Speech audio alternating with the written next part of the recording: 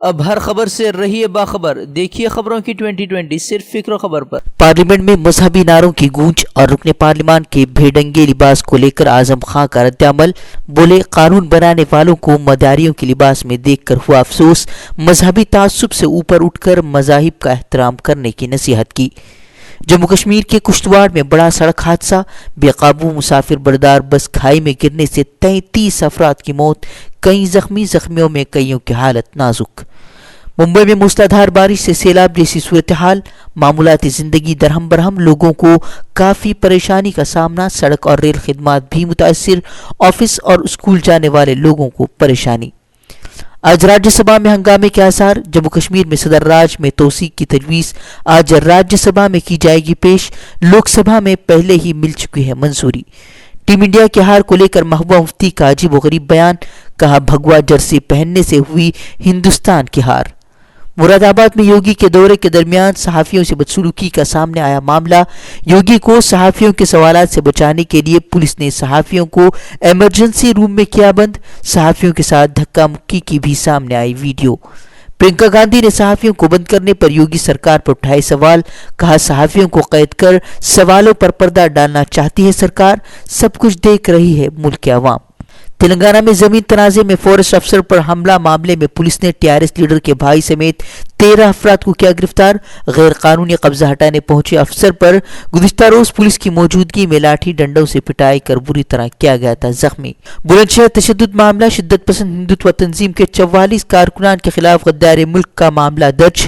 6 ماہ قبل ہندو شرپسندوں نے گو کشی کو بہانہ بنا کر پولیس چوکی میں مچائی تھی توڑ پھوڑ، ایک پولیس اہلکار کو بھی اتارا تھا موت کے گھاٹ۔ آسام میں NRC کے منفی نتائج پھر سامنے آئے، مجاہدین آزادی اور شہیدوں کے اہل خانہ کا نام بھی NRC رجسٹر سے غائب، گورکھا باشندوں نے اسے شہیدوں کی بے عزتی قرار دی، عدالت کا دروازہ کھٹکھٹانے کی کہی بات۔